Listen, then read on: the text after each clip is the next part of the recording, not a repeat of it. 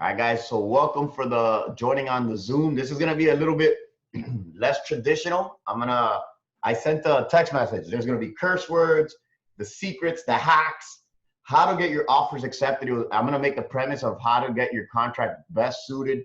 I'm even gonna touch it in the investment kind of way for Jose Medina to get some notes. We're gonna talk about things you guys should be doing. I'm gonna call people out. I'm gonna get testimonials.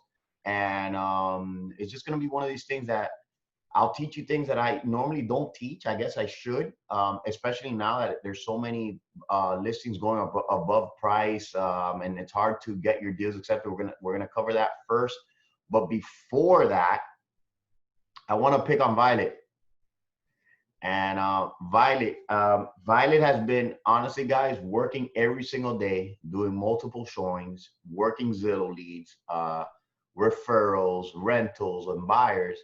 And this has been a huge topic for me. And you could kind of say, and you guys should be, we'll make sure you guys do it.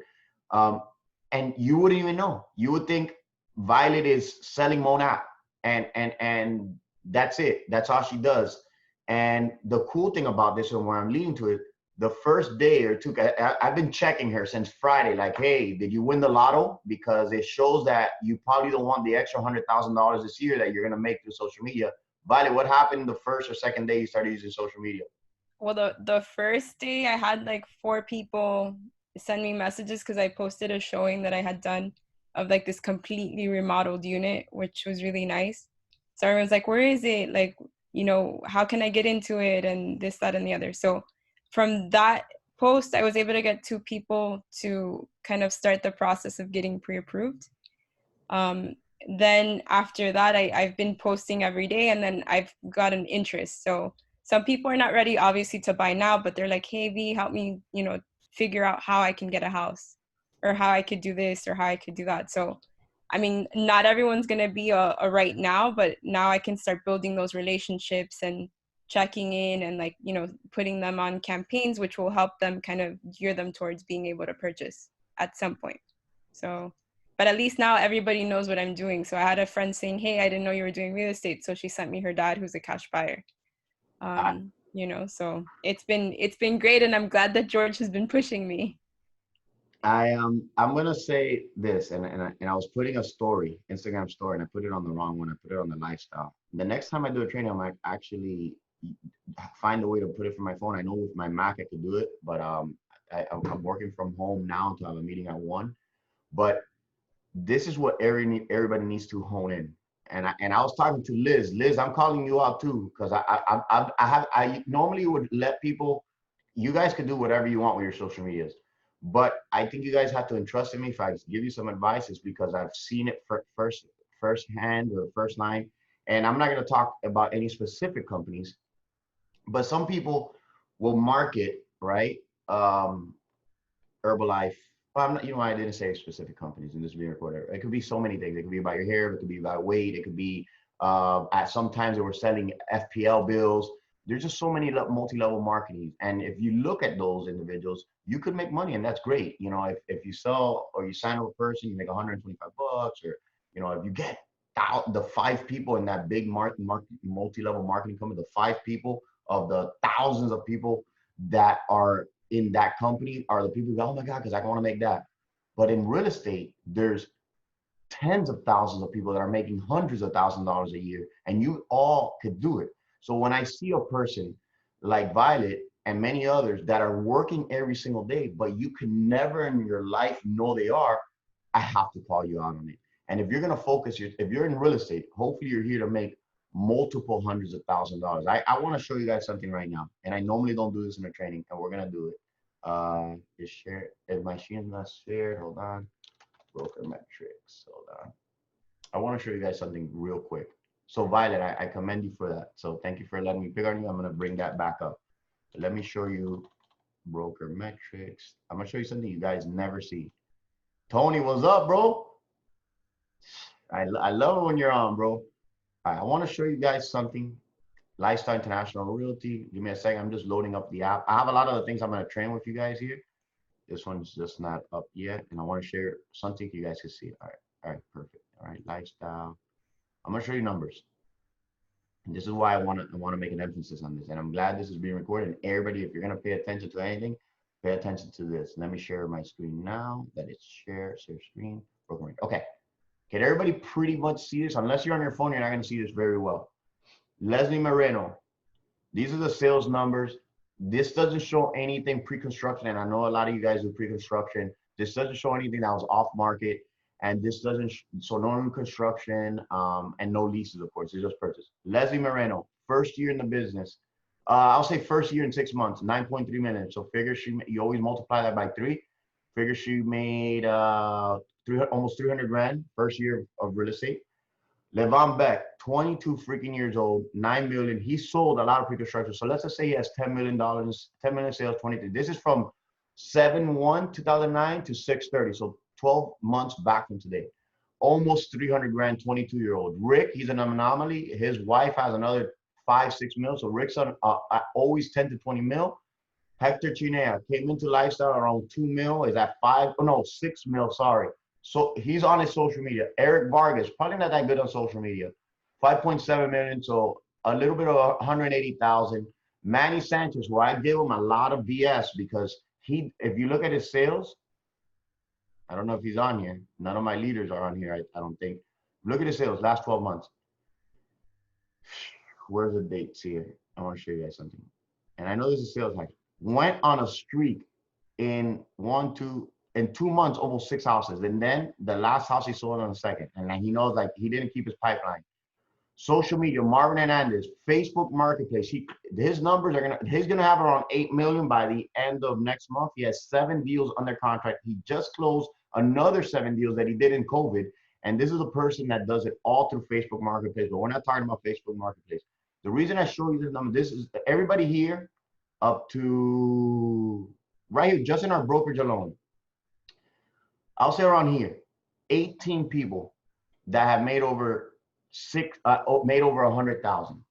So what I tell you is, name me 15 people in one of these multi-level marketing. And again, I hope they don't take this the wrong way if anybody's in multi-level marketing. I'm just trying to let you know that if you put your time and effort, the same amount of time that you put on things, that if you sell something, Violet, how much? And I know they don't even like to show it. And how much do you get if you in the company that you represented one time? If you sold a client $400 worth of stuff, how much money would you make to your pocket? I mean, I probably get like 130, 140. I mean, each time. And so the thing is, you have to do recurring to like be able to make the money. So. And what I'm gonna say, and I know some that I know 3 of them, the top 3 of that company, and I know them personally. But there's thousands more that don't make anything of that money. So if you're gonna spend your time putting on social media, let people know it be about real estate.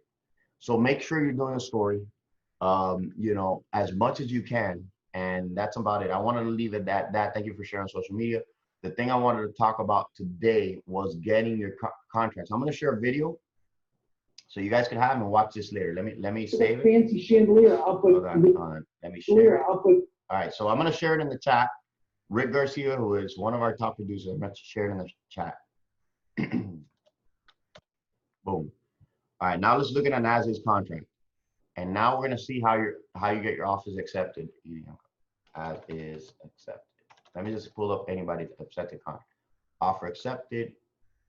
Let me see if I have an as-is so I can show you guys. Executed package. Download. Okay. Oh, this is for an RA. I don't want to get a blank as-is, but because I want to show you, and whoever I pick is not picking on anybody. It's just as-is. Sign 3125. Let's see Miguel. Was this an seller? This was an investment contract, so I'm gonna share. This is for you to notice, Jose Medina. Hold on. All right. Can everybody see that pretty good?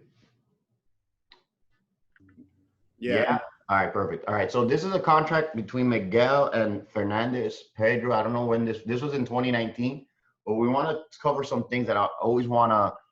All right, right now to get your offers accepted, you gotta get a little aggressive. If you guys have any creative ones, jump in right now. I just got somebody from my church, his son was buying it. Danny, one of our agents. So on his contract, oh, actually, he sent it to me. Hold on, I can show it to you. Danny Fernandez, contract for review. Perfect. All right, perfect. We can use his. So he used his son Chris buying a property. Listing price was, let's put the address here, 16141 Black Boulevard 108. I want to see what the listing price. I think I can put, it was 269. I told him be a little bit aggressive. Violet, how's inventory right now? Low. What are you running into as a problem if you have buyers, especially the Zillow buyers? What are you seeing? Right now I've been working a Zillow buyer that when we first started, I mean, he thought that, you know, because of COVID that he was going to be able to go in low. And I was like, listen, every time we're going to do this, I'm like, I'm going to do it because you want me to, but I'm telling you, we're not going to get it. And then that would happen. They would say, no, no, no. This last one, we actually were the highest offer, but they accepted a cash offer for less, but the deal fell apart. So they called me yesterday saying, hey, you're up. You guys want to go for it? So I hope it was one of my leads. That one was actually a lead from one of the listings we had in Kendall. So all right. yeah. So to get in, you have to go either at asking or above, depending on the look. But right now, guys, you gotta see. Now, there's another problem is, and a lot of lenders that are running into that we're offering a little bit too much, and they're not being able to get it approved. Like let's just say this one right here is 275. But I did the conquer. You got to make sure that you're not going above so much that, you know, usually you're going to want to make sure that your client has a cash reserves to pay over in case the appraisal right now for this property here, and Danny had it or his son had it. So let's just say the appraisal came at 265. Usually, this is a tactic. Most sellers, you could get them to come down. But if it's a seller's market, most of the time it's a risky situation. So a lot of people, you could try to offer more and let the contract get accepted so you get your foot in the door, right? So that's the goal. There's many ways. On the investment side, what I used to do is just get my foot in the door with the REO companies. Jose, are you listening to this? Where's he at? Medina. Oh, he's probably on the phone making a call. Medina, unmute. What up?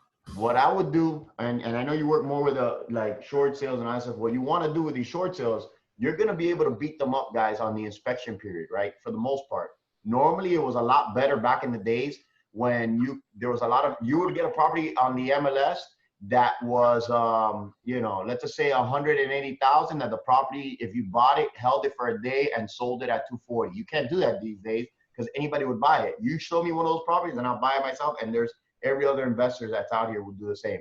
So what you got to do is just make sure you get your foot in the door. What ways? I've seen offer more. You don't want to offer so much more that you're like, oh my God, my client could have probably paid this asking price and have to pay 10,000. But right now, the price point of 200 to 350,000, figure to your clients, you got to pay at least 5,000 over. Suggest it. You don't want to run in a situation that somebody bid $1,000 more than you and you missed out on the deal. Another huge thing, remember what I told you, escrow, no more than 5,000. He got it accepted with 5,000. Don't think escrow is a bargaining tip, because any agent that's worth their weight knows that they can back out of the deal by just looking at the finance contingency when it's blank here for 30 days and back out at day 29, call their lender and say, "Oye, Juan," I mean, most lenders maybe call Juan, "Oye, Carlito, give me a cancellation. I want to back out of the deal."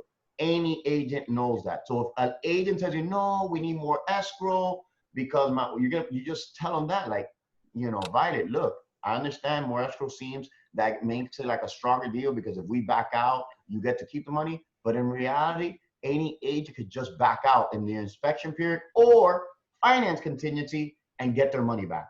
You're hoping that a rookie agent forgets the dates, which has happened.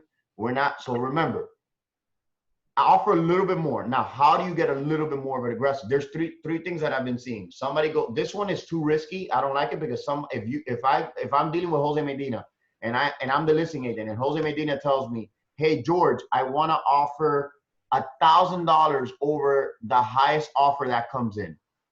I could trust it and be like, okay, cool. You're going to offer 1,000 more. Either I could lie to Jose and say, hey, Violet, you know, we got an offer for 265.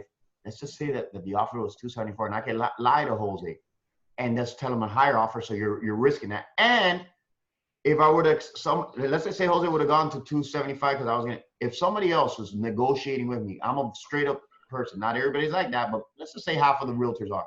If somebody told me, George, tell me right now the number I need to write for you to get me the deal, and you say 274, I'm going to take your offer. I'm not even going to call Jose and be like, hey, Jose, it's 274. I gave the person my word, and I'm just going to accept that offer. And Jose just going to see a pending sale on the MLS and be like, hey, what happened? I told you, bro, my buyer got an offer, he got such. So don't risk it. The one is see what the property's worth.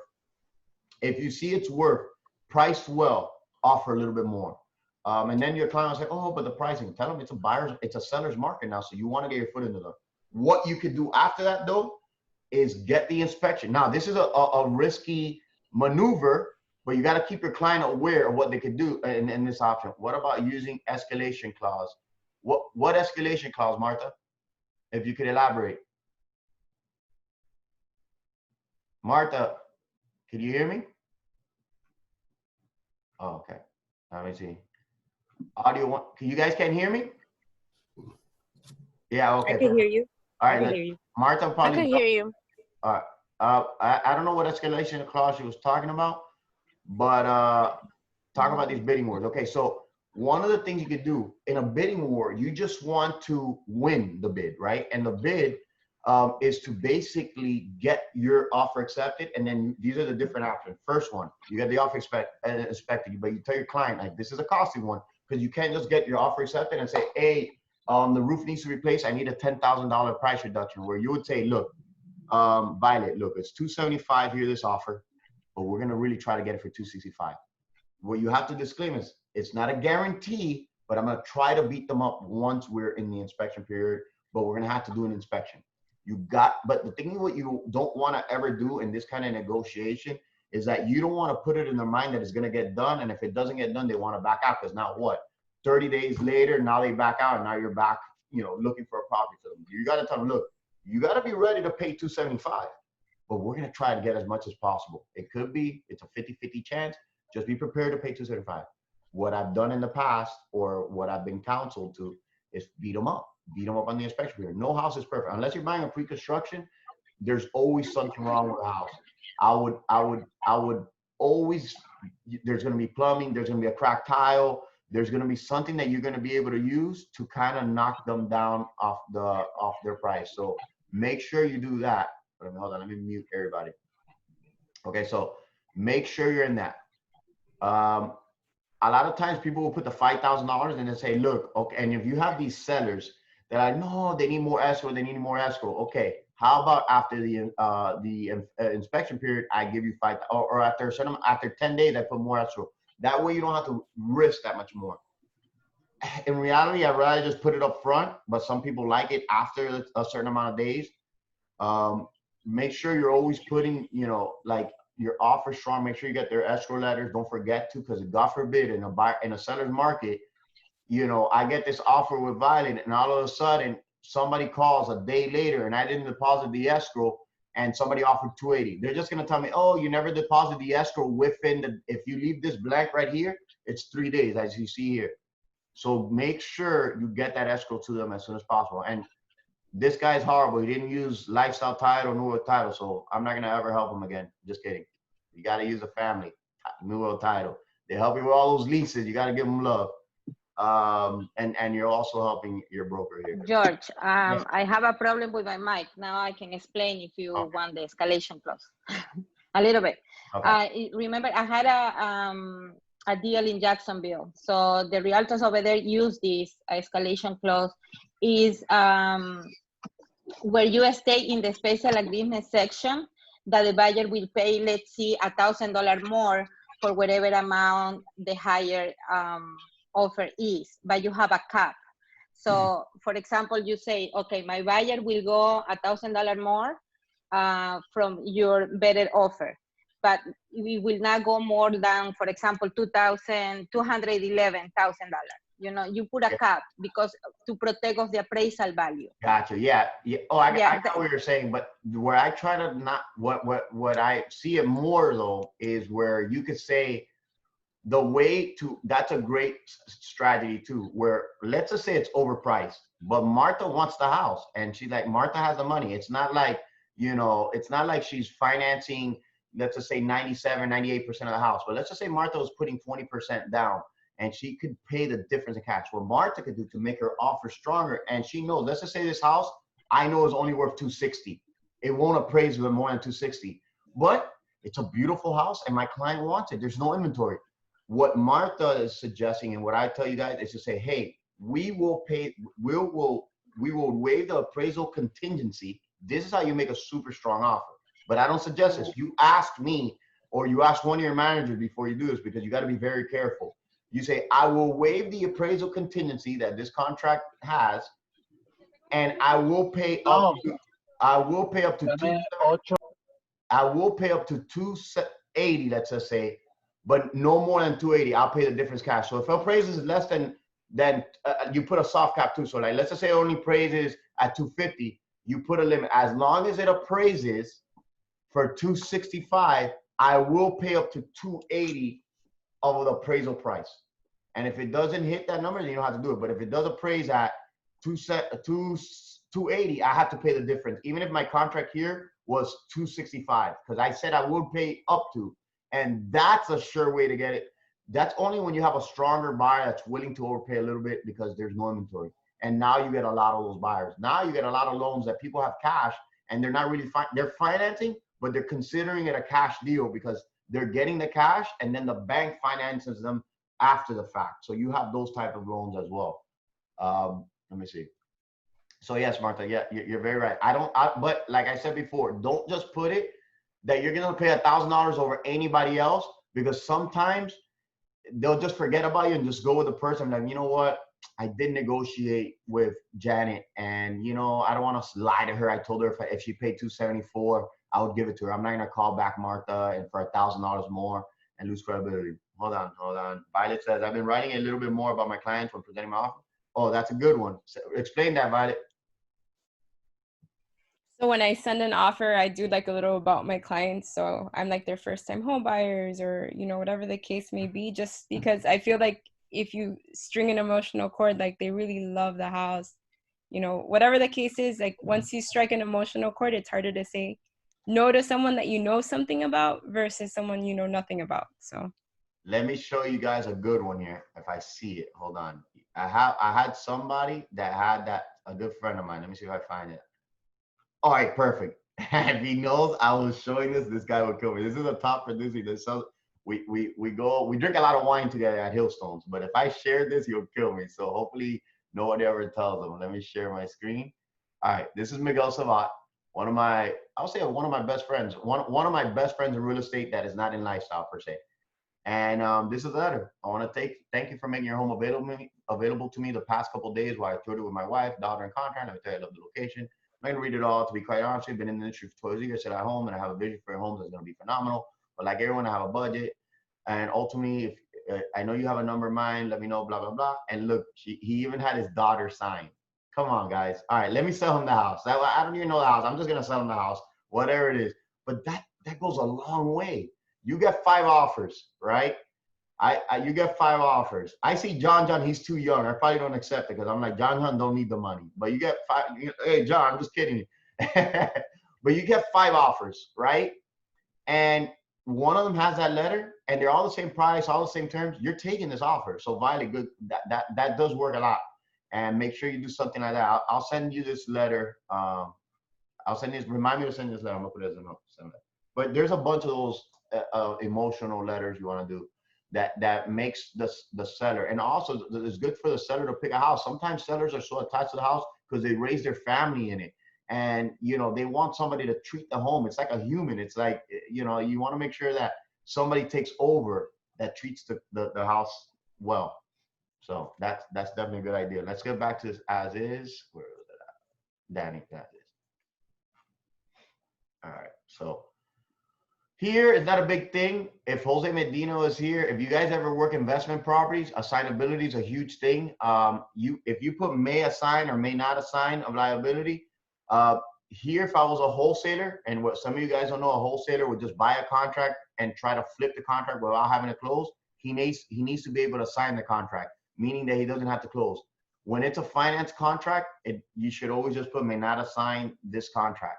That way you can leave it blank. In reality, it's not going to make a difference. Always make sure you have make sure, guys, if you could put 45 days, put 45 days so it covers your closings. Try to put it as long as possible. Everybody is backed up right now.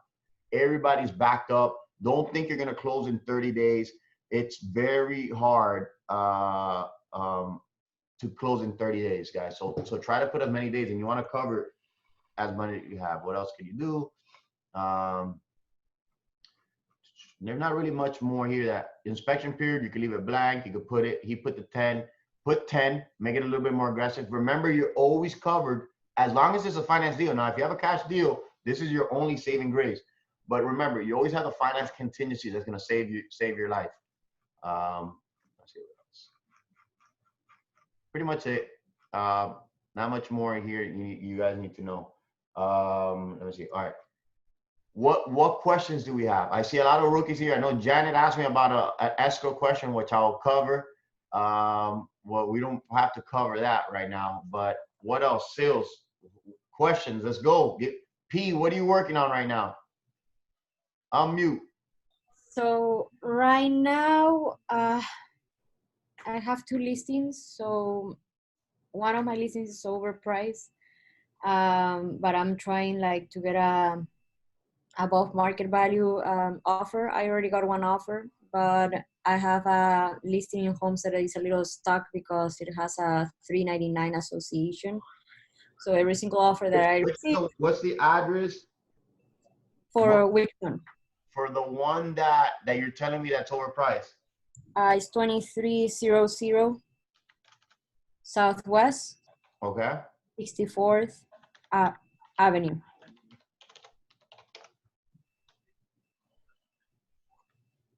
That one, yeah. What's your price right now? I'm listed at 485. I know that my comps are around 440, 430. The issue is that my lot is like 3 times bigger than any lot. Bigger? Is bigger? Yeah. 11,250 square feet.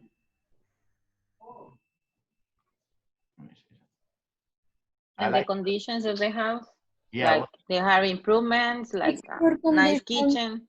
Nice kitchen, remodeled 2 years ago, brand new appliances, impact-proof windows and doors. But the roof is 22 years old, so doesn't have any leaks or anything. But of course, like it will need to be replaced in the next 5, 6 years. That's it. Where are you listed at? Again, sorry, 450? 482, 500. They haven't wanted to do a price reduction? They will reduce it for 465, but it's still 455. It's a little steep. Yeah. How long have you had it on the market? 2, 3 days, Oh. 4 days. Nah. Hold tight. Chill. You got this. It's selling market. Somebody will come. Somebody's gonna scoop that up. Yeah, it's a great house, but the lot is huge. So large lots are great. So that's gonna give you the advantage of getting the higher comp. Pablo.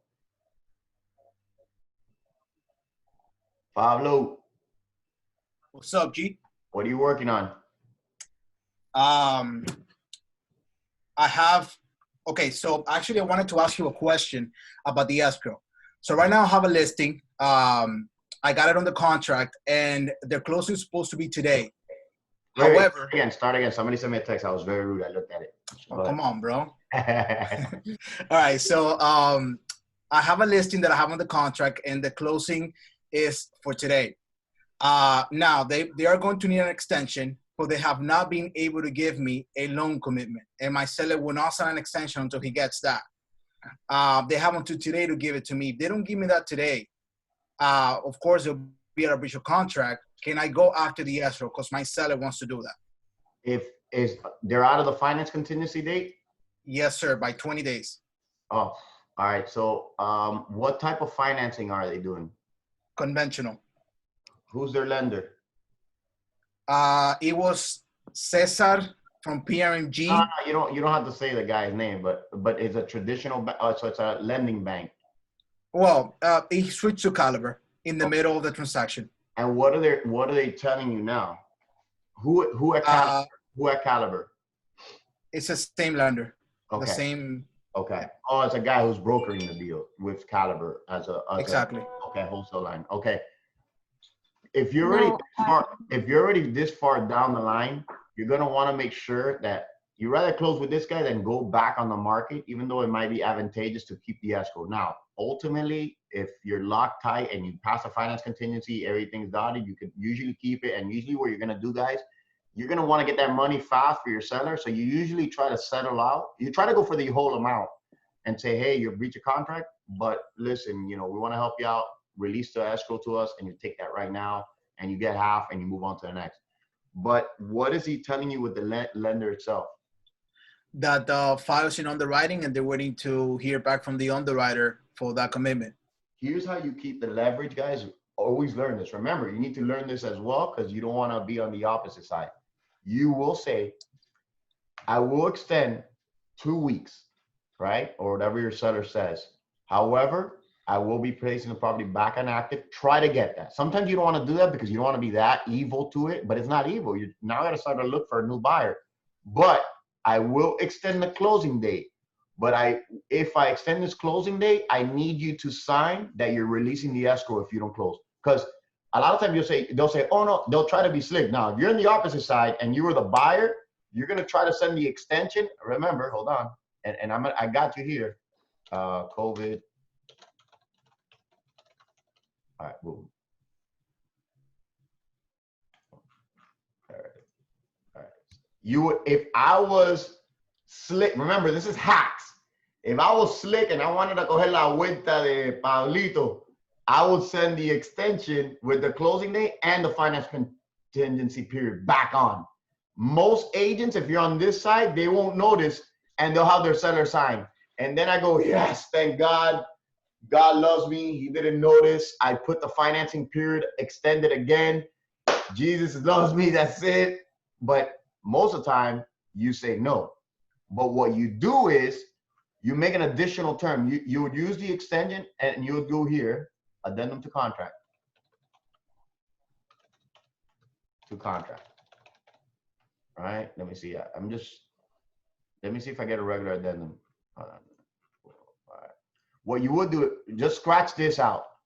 You want to be able to write it on the COVID doesn't give you a writing term, but you would put here, blah, blah, blah, seller, buyer, boom. This is where you got to go, Pablo. And you got to note this, and I'll give you the exact verbiage as soon as the Zoom call ends. And what you have to say is, seller agrees to extend to 7/30/2019 for the closing date.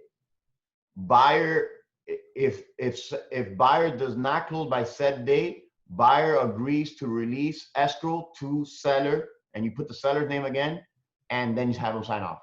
The reason why you want to make sure he writes that in is because if he writes it in an addendum, the title company releases those funds without the client having to sign a release and cancellation. What happens in an escrow disbursement order, EDO guys, if you're going to try to claim the escrow, Pablo's client will get that escrow. And by the way, as realtors, we get to keep some of that escrow, guys. Just usually it's 50%, if you guys didn't know. And but long story short, if you get it signed here in an addendum, Pablo, it's automatically released. The exact verbiage, I'll give it to you. That would say buyer agrees to release an escrow immediately to said seller, if that closing date is not met. So that's what you got to do. Make sure you get an addendum to the contract stating that you will extend the closing date only. And if they don't perform and they don't close by, let's just say end of the month, the escrow is automatically released to seller. Cool.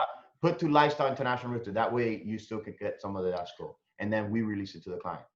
I actually already activated the listing because I knew where it was going.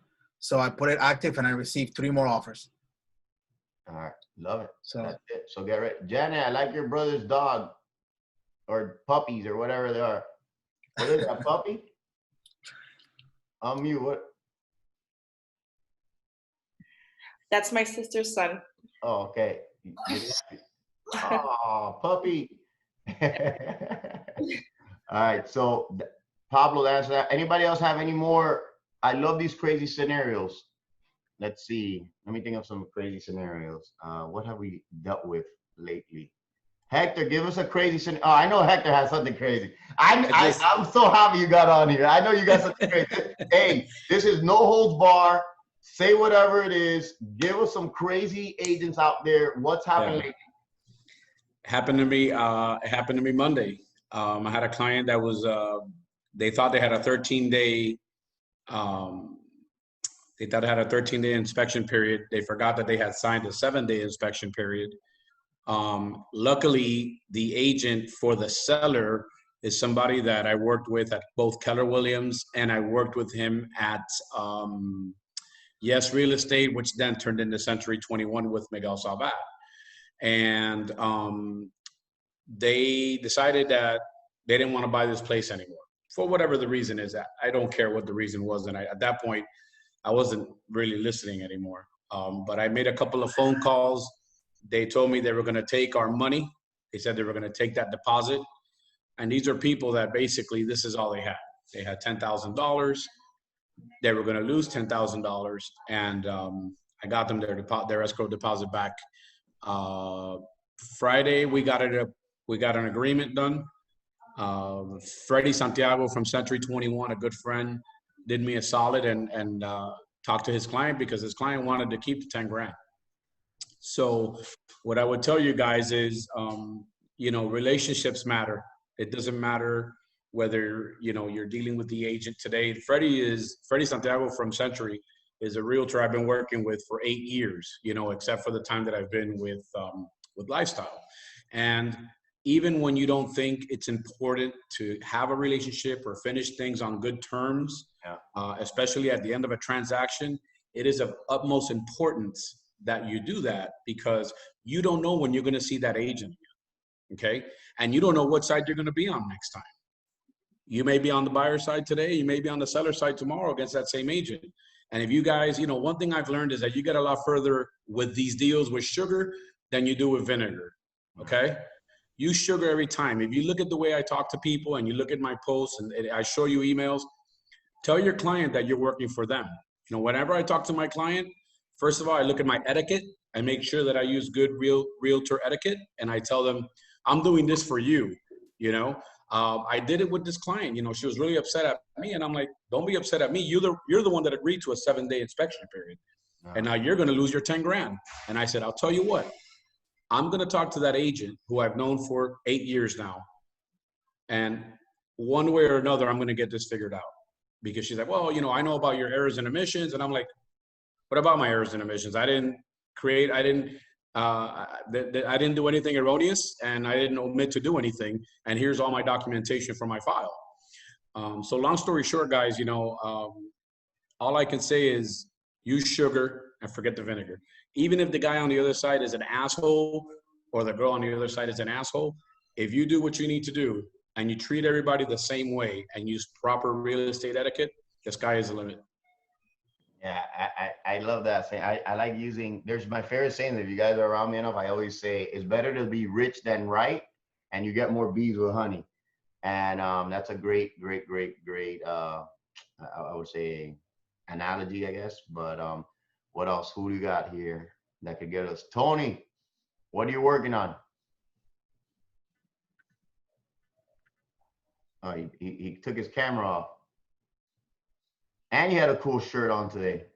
George. Brand new. What are you working on, Tony? George, if you want to ask. Oh, here I am. You got me? You hear me? Yeah, I hear you. Okay. So here's my scenario. I'm under contract. I'm due to close on the 24th. My buyers are VA approved, but they're not married, right? And we just found out that that's a contingency of the VA loan, that they actually have to be married. Oh, you could ask me that about Yeah. to marry somebody like in a couple of days. What Right. have you found out about that? So they have to get married within 10 days so that we can process the VA loan on time. The seller told me they have a cash offer. They're not willing to extend the closing date. So I'm kind of taking them to the very end to see if we could close the deal on time and get that marriage done. Do you know if that's possible to get it done like right away? Like, but are they? I mean, I have never been married. Guys, anybody here? Can you go to the courthouse and let me know?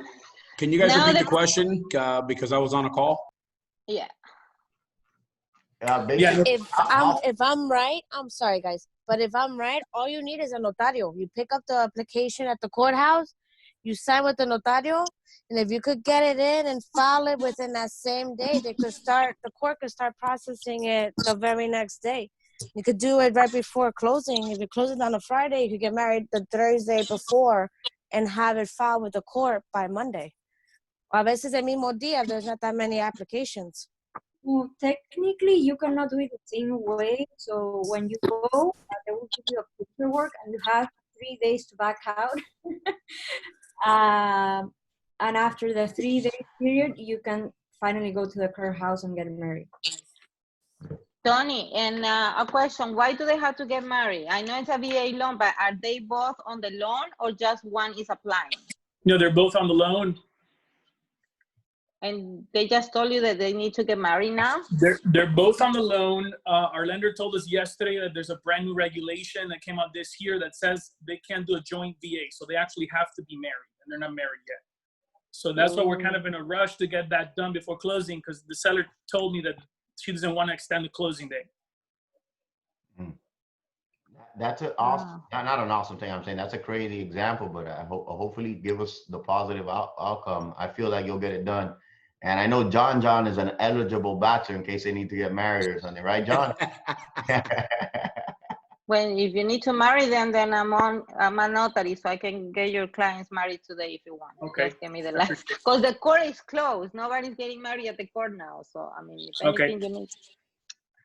All right. So you have that. You got a route. What else? Gladys, what's up?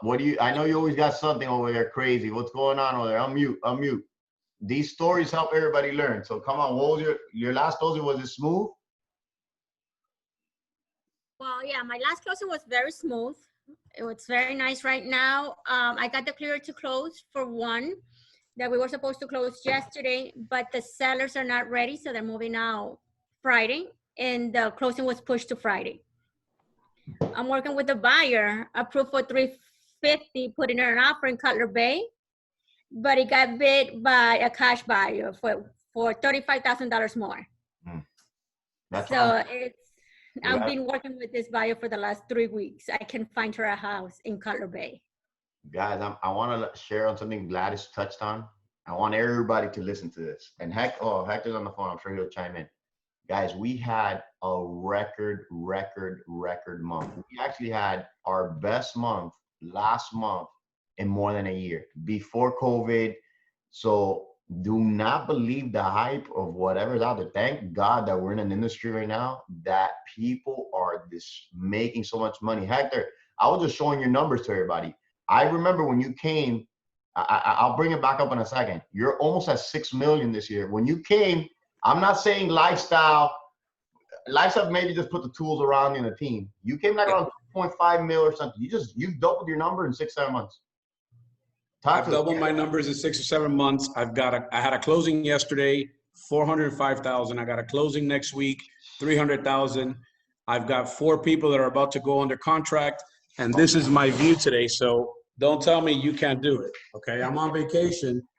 That's my view. Whoa, hold up, bro. I thought you were at your house. So, wow. Oh no, I'm on vacation. I have a week. I have a timeshare in Naples. I've actually got 2 units here, and I'll tell you right now, you guys. You know what? This is how I did it right here. Okay. I didn't use Wilopo. I didn't use Vulcan. Not that there's anything wrong with that. I didn't use any of it. I didn't use Real Geeks, which I was a part of for almost a year last year. Just grind. That's it. I found that COVID I guess the silver lining for me, I'm not saying this is going to work for everybody, is the couple that closed yesterday, I'm going to say it was about May 20th. And that's a special day for me. So I texted them that day, hey guys, how are you? Is everything okay? And he texted back, he said, my wife lost her job, but I qualify on my own. Let's go look at homes. We went that weekend. We looked at 4 properties. We got under contract for $105,000. You know, I'm walking away from the closing table with a check, actually with a wire, because we're not really allowed to go to closing tables. But, you know, just grind, guys. That's all I got to say about that. Let me show you something you haven't seen, Hector. Maybe, and I'm sure you're gonna show me some, like, hold on. Yo, Levon, get on the Zoom, or I'll call you back. Get on the Zoom. Got it. All right, I'll call you back. I'm in the middle of the Zoom. Got it. All right, so Hector, you see your numbers there? Yeah. 16 sales, last 365 days, 16 sales. Let's see if you're missing anything. Hold on. I'll tell you right now. Whole date is 6:30. Oh no, that's pretty recent. 6:30. I had a closing last week. I had a closing. Let me see here. 12523 15040 14840. Yeah, you're missing 15040. That closed at 450,000. Oh no, it's there. It's the third one down. Yeah, 6 mil. Hey, no, you need to hit 10 mil. You need to go from. No. I'm actually, George, let me interrupt you. I'm actually behind where I needed to be, because when we had a meeting at the office, and I don't know if you were at that meeting or not, but they wanted, like, I think Marvin. The one in Kendall that we were sitting in the office and aside. This is when you went to New Orleans. This is before COVID. Yeah, I went to New Orleans twice. I went to New Orleans in January, and then I went in February. And in between, I went to New York and Chicago. And, you know, you were asking what did everybody want their numbers to be? I wanted to do 12 million in sales. So I'm actually a little bit behind where I need to be. But that's so doable. And guys, and I only share, and I'm glad Hector's on here, and I put these numbers. And I can say it to you. He's doubled his numbers. And if anything, he's traveled still, you know, no matter what. Guys, I say it to John, a young guy. The Von Beck, who was just on the phone, he's 22 years old. This guy, if anything, I get mad at him because he does really not that much social media. All he does is work his circle of influence. Violet, you're going to see that you're going to get a bunch of sales through your social media. Once you see it and you try it, you get to be a believer of it. And Violet's going to start seeing this. I mean, you got a pre-approval from somebody on your social media and you never post anything. John, unmute. What's going on, Big Dog? John is a work in progress because he has all the potential. He knows what to do. He's done a week that he's done 4 or 5 leases, but then, and now he's coming to the office, he's getting the mentorship. I like to touch it because some of these people in here, I see Janet here, Litza's here. They may not be as consistent. When they get to the consistent of the posting, they'll start seeing the results. How easy is that online lead generation? Oh man, yeah, no, Marvin really simplifies it for you. I mean, it's free. And in the same day, you do some posts, same day, you'll do some showings. Like I just got a call right now. I don't know if I saw you on the phone. That was a call right now. I just scheduled a 1:30 from Facebook. So it's going. I got another guy who hit me up who just wanted to send an offer, didn't even want to see the house. So it's going. I submitted 2 offers yesterday. Hopefully I show this guy today. I do that one. And I got a couple more later today as well. How old are you, John? 22. I actually get a little salty. You're getting old, bro. I don't like your story anymore. I like when they're like 18 or 19 and I can like brag a little. You're getting old, bro. That's it. I'm salty about young. Hey, nah, man, we gotta get you into 6 figures. It's super simple. And I don't like to say it's super simple because then people are like, oh yeah, super simple. No, it's just determination, hard work, every single day posting.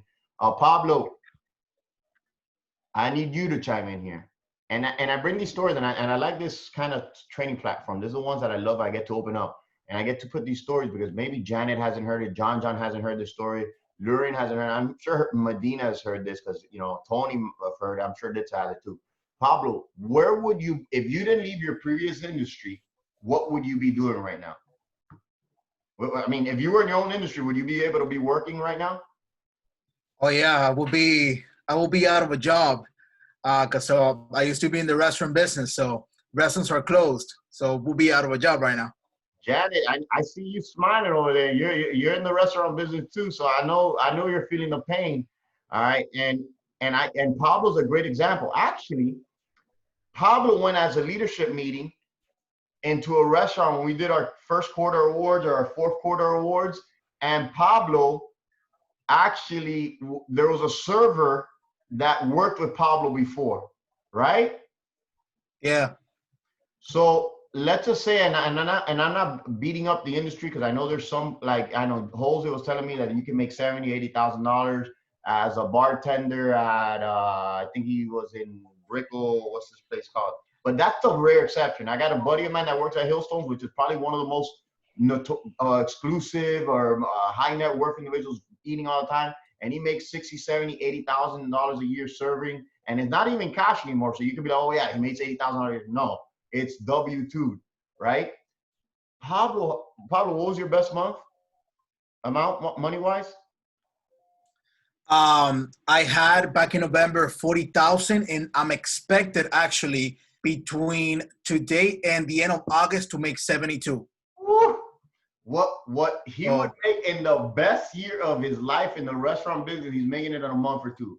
He didn't get here overnight, but pretty damn close to overnight because he's only been in this business less than 2 years. And really, I would say close to a year and a half that he's probably been chugging along, leader of an office, making a $70,000 a month when he just had a $40,000 a month a few months ago. So if he could do it, and I'm not saying anything, Dominicano, que lo que, if he could do it, anybody in here could do it. And that's why what moves me or thrives me to talk about this over and over and over and over and over, because I'm hoping some of you guys get this and then let it hit your head. There's no reason why John can't go do it. There's no reason why Janet can't do it. There's no reason Maritza can't do it. Gladys can't do it. Gladys does a bunch of things, but there's no reason why she can't be rolling. Everybody in here should be 5, 6, 7 mil. It's like, it's if you don't do it, it's because you didn't want to do something. You didn't want it bad enough. You didn't want to post on Facebook. I talked to Violet. I was like, did you win the lotto? Because there's no anybody in here that doesn't post. It's 15 seconds to post. So if you're not making the money, you got to say, like, you know what? I can't spend 5 minutes of my life a day. And I'm going to be a little bit, I think my cleaning lady's here. That's another reason here. But if I have to, if guys, I'm going to be a little bit, I wouldn't say grotesque. I would think, I usually only say with the guys. Everybody here goes to the bathroom, right? When you're sitting down on the toilet, I'm sure everybody here takes their phone. Everybody, I don't care. If you don't, it better be because you have a book in your hand, because that's what I do too. Every day when you sit in the toilet, post your social media. And I promise you, try it for 30 days. If you don't get a sale or a listing, I will put $1,000 in your pocket. Did I not tell you that, Pablo? Yeah. I will promise you, you can sit this training, have a one-on-one with me. I'll write a contract with you for $2,000. If you don't do one lease or one sale and you posted 30 days on social media, I will give you a $2,000 check. You could ask whatever you want. I will guarantee. Oh, hold on, I gotta open the door. I guarantee you, Pablo. Tell him about that. Now, Pablo, we give you $1,000 to you.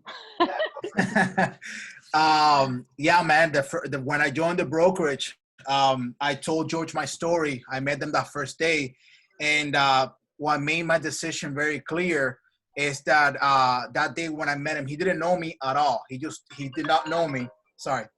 He didn't know me at all. And he said, listen, bro, if you do everything that I say for the next 30 days, he asked me, how much do you make at the restaurant right now? And I told him, it's like, if you do everything I say for the next 30 days and you don't make that or more, I'll write you a check for $3,000. And I was like, okay. There's this guy, I don't know him. He doesn't know me. We just met, and he's making that commitment because he trusts so much in what he does every single day, what he believes in.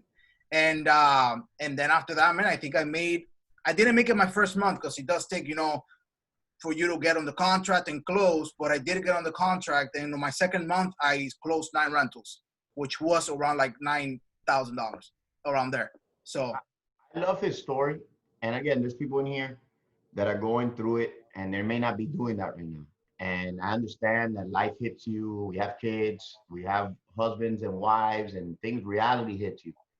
But when I see an agent that doesn't do at least 2 or 3 or 4 rentals per at least, I know that the why isn't big enough. The hanging out, the doing this, the going to dinners, the trying something else, trying to do everything but work. I can always tell the agent that isn't working if they're not doing that, because it's the simplest thing, that marketplace thing. It's just, I'm gonna show you something quick, and I kind of want, I know we're gone, well, we're at that mark. I want to show you how crazy this has been. Now, granted, this may be because look at this sector, how crazy is it. Let me see if I can get Facebook Messenger. Go for it. Look at this, man. This is why I tell you, Facebook Messenger. Let me see if it opens up so you can see. Let's continue at George CancioBello. Okay, perfect. All right. Share screen. And this is why I tell you guys, this, you may say, oh, it's because it's an efficiency. All right, post efficiencies, because maybe post a $1,200 efficiency. Look how many messages. This is not a joke. I put my mouse efficiency. This is every message. Imagine. This doesn't stop. This is different people. Tell me where it stops. Easily 200 to 300 messages. Guys, this is ridiculous, crazy. At least 300 messages on Facebook Messenger. So if you can't generate any business through here, I could always look at a person and say, you know what? You posted on a Monday, you posted on a Thursday, and you maybe post on Sunday. And what you do is you don't respond to the messages in time. Like Jennifer Ponce asked. So that being said, you guys can do it. Jennifer Ponce says, why doesn't Facebook Messenger allow me to? It does, it should. Look, you go here, let me show you guys here. Let me share screen again. Marketplace. When you go sell something here, you could go home for rent or item for sale, Jennifer, and then real estate is here. Where is it at? Category, home and garden. Oh, but it should be real estate. Did they change this? You see, this is sometimes they change it. But home and garden. George, she's saying that she tried that, but apparently it's been removed, according to Tony. It's been removed for sale. That garage for sales. Let me browse it. You could always tell when you go to marketplace and put for sale. Sale, home, house, home, 3-2 for sale. I'm sure it's gonna be, you see 3-2, I doubt it'll be removed, but you see, this is why I tell you guys, now that could be something that was removed and you didn't take advantage of the last 3 or 4 years that they had it. I'm almost certain it's gonna be there. Let me see if I put 200,000 to 900,000 for sale. Now you see, I'm telling you, it's just something somewhere else. Just keep looking, it's there. But as you see, guys, there are always changes. This, if you don't make all the money like that you can while it's available. Martha, saying you could get that here and there. It's gonna happen. Guys, try not to post. I was talking to Marvin yesterday. He posts 3 or 4 max a day. Sometimes he will post 10 back in the days. Try to keep 2 or 3. But it's there. Yeah, but not only that, George, you got to watch your wording. Sometimes if you have a specific word that it goes against their policy, they'll kick it out. So you guys got to just read and see what they're saying. You know, on another subject, I wanted to tell you guys something. You know, I wish, especially for the younger agents and the people that are just, or maybe you're not younger, maybe you're like me, I'm 46. I want you guys, does anybody know, except for George and maybe Pablo, does anybody know the 90-10 rule in real estate? Can anybody chime in with that? Anybody? There's 36 people on this call. And you guys, nobody knows what the 90-10 rule is? School them. Janet, do you know? Saving 10% and keeping 90 or? No. So the 90-10% in real estate, and George, I'm sure knows it, is that 10% of the realtors are doing 90% of the work, while the other 90% of the realtors are pretending. So I made a choice about a year ago or 2 years ago to be part of the 10% because I was always part of the 90%. I run 2 businesses. I run this and I run an insurance adjusting business. And for the last 2 years, I think I'm doing that business about 5% of the time, which gives me all the time in the world to do the real estate. So that's my advice to you guys as you grind, be part of the 10%. Got it. So that being said, I wanted to keep this under an hour, pretty much at the hour mark. Thank you, Hector, for always being there, chiming in. Pablo, everybody chimed in. Take this work, guys. Don't leave this and say, okay, now I'm gonna go hang out. Go make a few posts. And remember, another thing about this marketplace, put a few rentals. Marvin's talking about, man, I did 40 rentals last year, and now all those people are sending me referral after referral after referral. So do your posts. Make your social media posts. Let people know. If I were you, I'll take a story post of, oh, training at 12 o'clock on a Wednesday, whatever day, today's Wednesday. Let people know you're sharpening your craft and you're not just somebody that's doing this, you know, to pasar tiempo. And have an awesome day, guys. Let's rock and roll. Later, guys. Thank you. Bye. Have a good one, guys.